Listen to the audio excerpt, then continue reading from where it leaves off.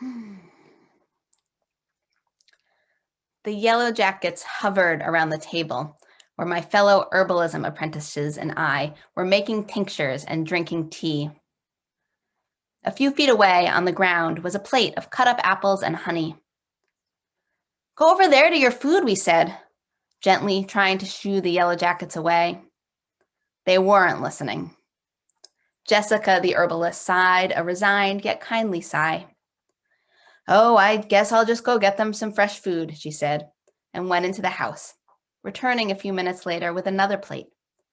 This one fresh, unlike the other left from the day before. "Look," we told the yellow jackets, "over there. That's the stuff you want. Not this alcohol and chopped up herbs, not this unsweetened tea." Eventually, the yellow jackets began to make their way to the plate, climbing all over the fruit, licking up the sweetness. Occasionally, one would still fly by and see what we were up to, hoping that maybe it was even more delicious. But for the most part, they left us alone.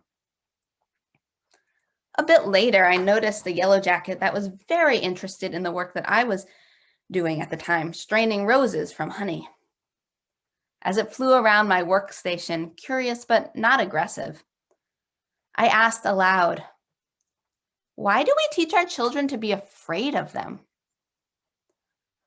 In my experience with yellow jackets, bees, and wasps, while they may harass you for whatever goodie you have, and they're much more likely to cause you harm if you're trying to shoo them away by flapping at them. Stinging is a defense mechanism, not an aggressive decision for these beings with whom we are in relationship. Yet how we treat them determines much of the shape of that relationship.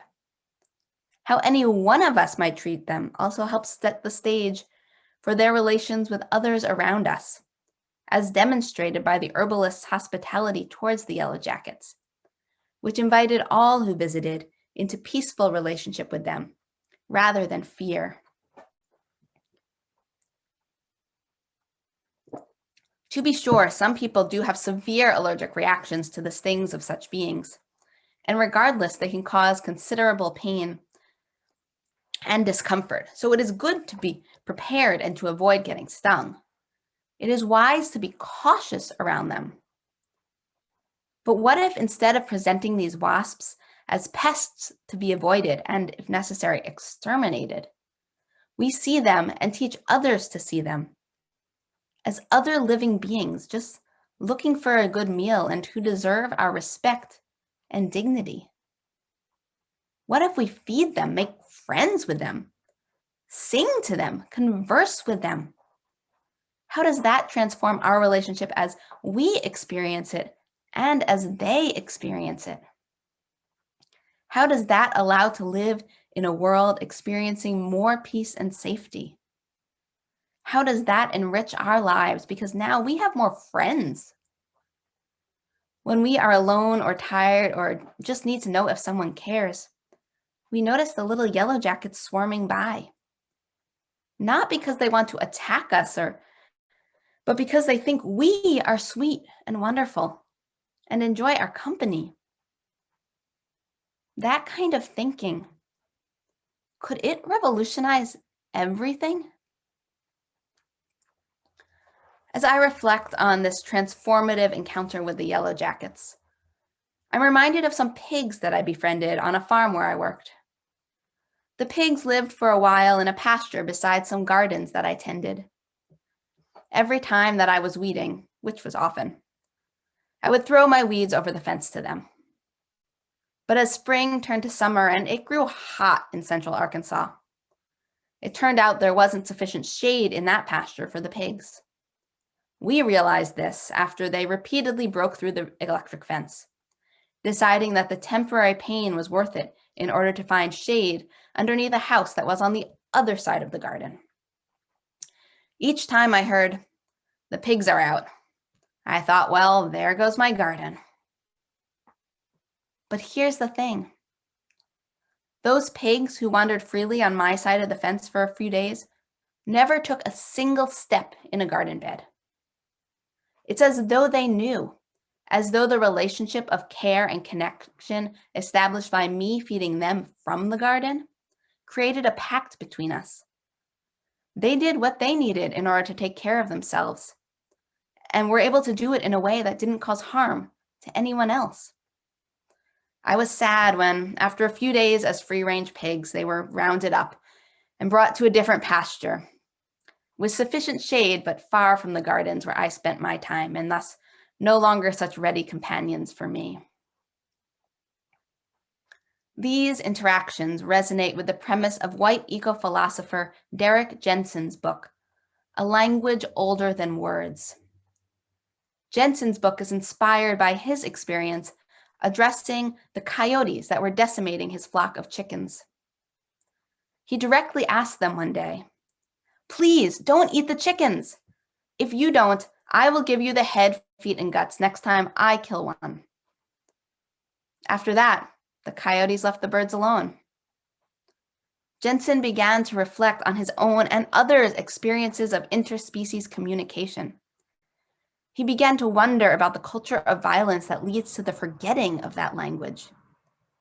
By paying attention to his own experience, opening himself up to the possibility that he might not be crazy for thinking he could communicate with animals, Jensen began to confront the pain of his own life experience and to accept the blessings that come from having relationships of respect and reciprocity with the universe.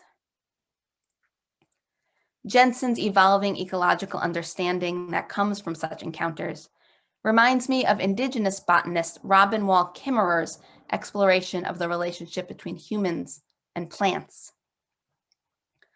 In her powerful book, Braiding Sweetgrass, Kimmerer writes, "It is not the land that has been broken, but our relationship to it," as she explores the indigenous traditions of reciprocity with the natural world and offers a hopeful vision of repairing those broken relationships through intimacy and use.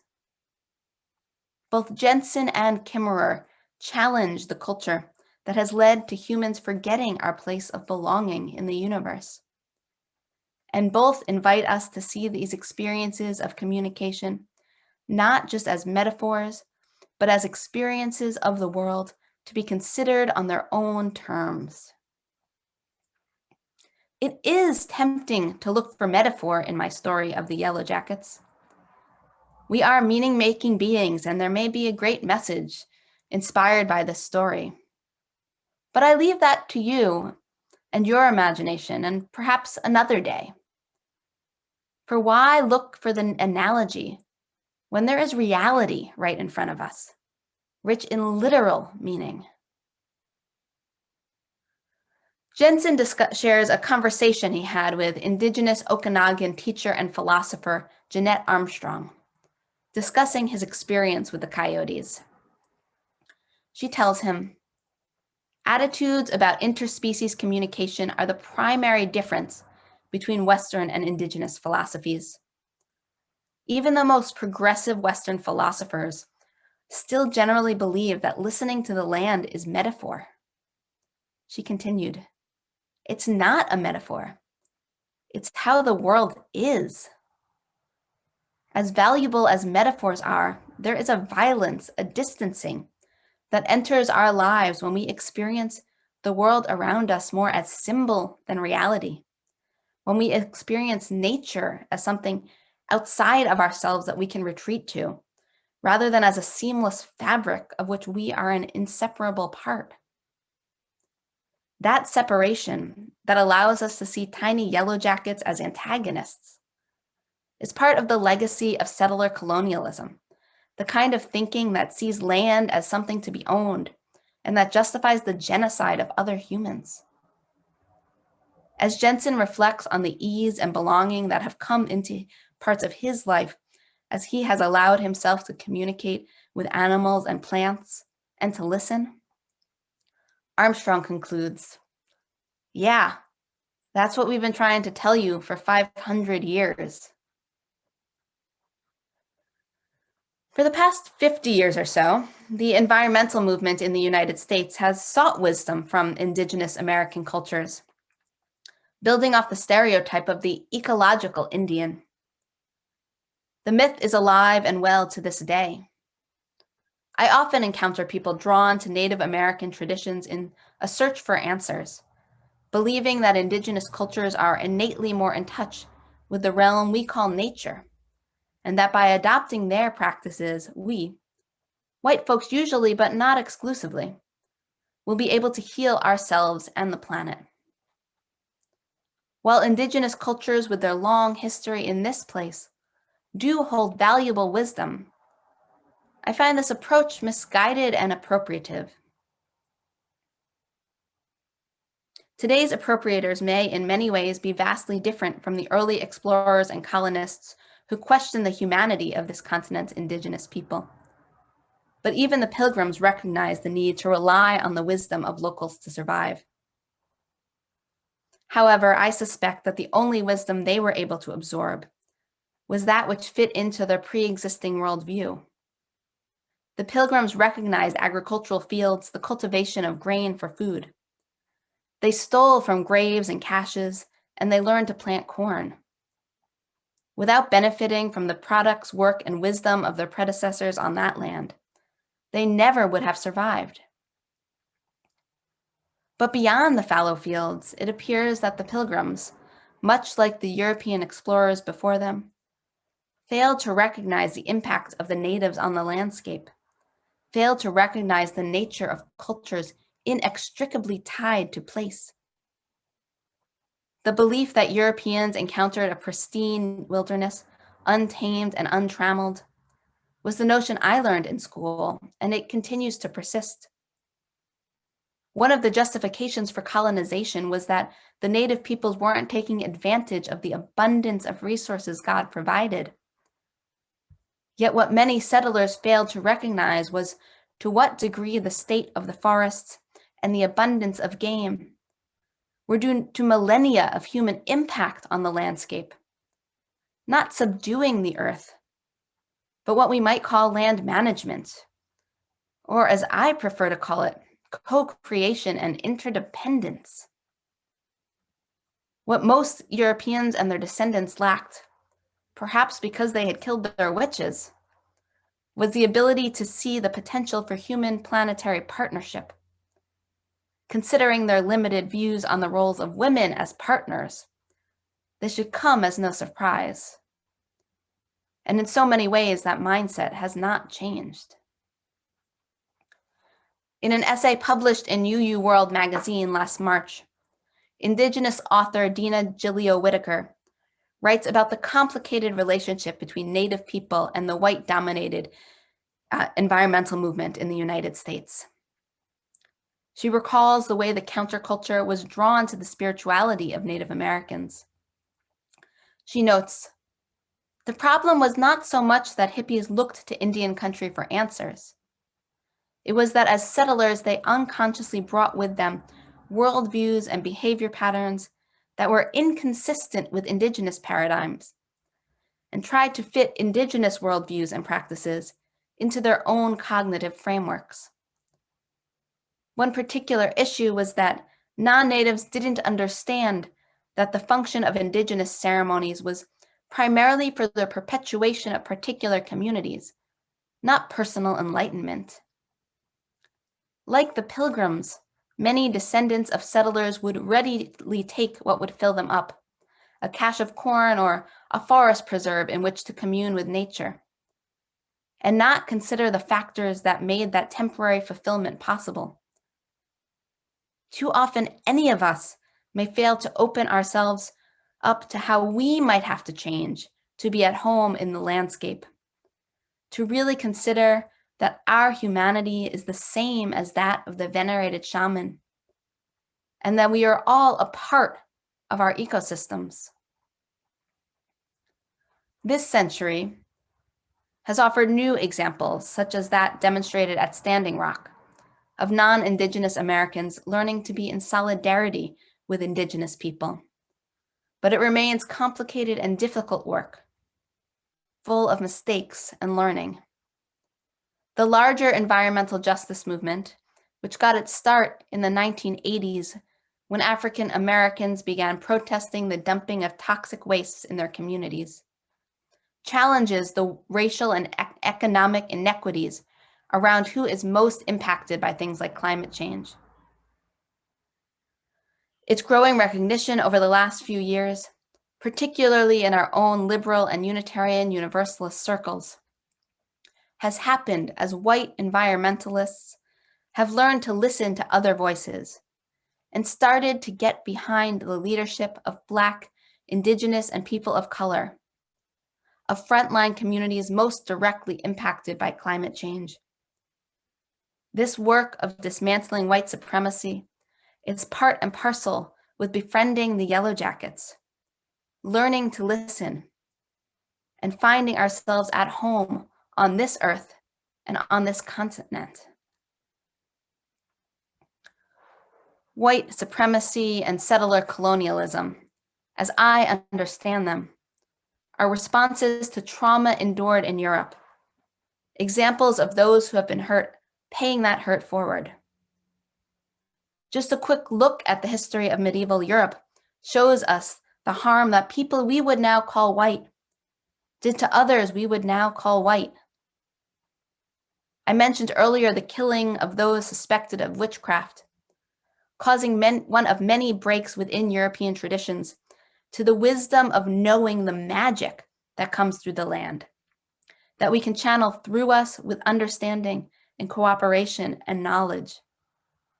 That wisdom can be abused and used for what one might call evil, but it is a source of love, joy, healing, and connection, albeit one with great power and one thus threatening to the status quo.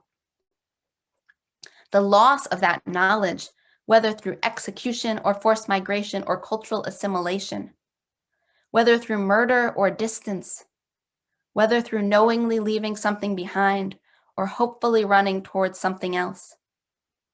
That loss makes it all the harder for those of us who are non-Native Americans to root in authentic historical land relationships to this continent. And yet the memories and knowledge that we belong to the earth live within our DNA, manifest in our bones. The connections to be felt in the milking of a cow, by hands put in dirt planting seeds, by hearing the voices of the plants and animals and hills of our ecosystems. Jessica, the herbalist I studied with, like me, a white woman of Jewish descent, starts her sacred Gaian herbalism apprenticeships, not by demanding we memorize details about the medicinal uses of different parts of different plants or the meaning of words like holagogue or emetic, which describe some of their uses. We discussed those words, we're exposed to them in our study, but the introduction starts with connecting to body, to place, to ancestors, to plants, to honing those intuitive skills that have been suppressed in our culture, in our world. Learning to talk to the plants and make offerings to them. Upon encountering a patch of, say, wintergreen, asking, "May I harvest you?" Accepting the no. Later, encountering another patch and feeling that yes. It's not a words, but a sense. Some of it might come from incorporating through sense perceptions that there they are sparse and here they are numerous. But it's not just that.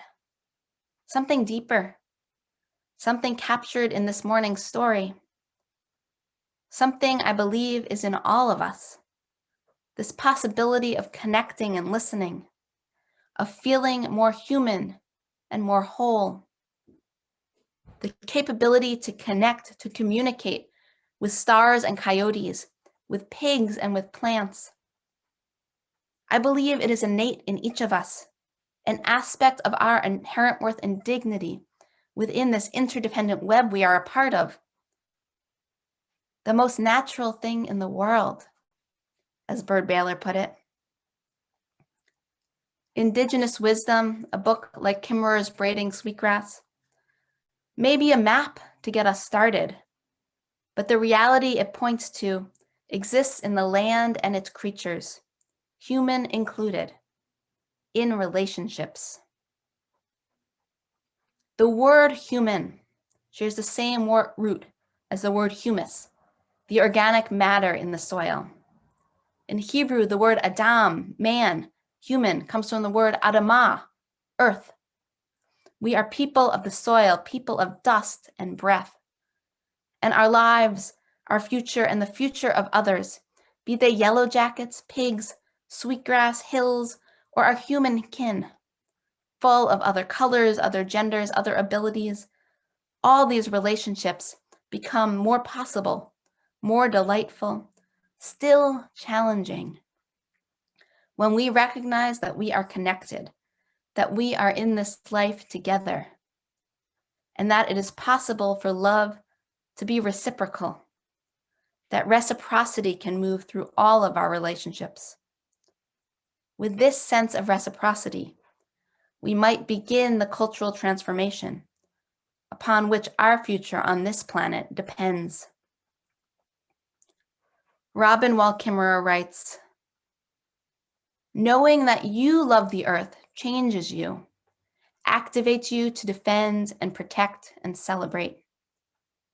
But when you feel that the earth loves you in return, that feeling transforms the relationship from a one-way street into a sacred bond. May we all experience that bond of love, and may it guide us into a world of safety, connection, and liberation for all."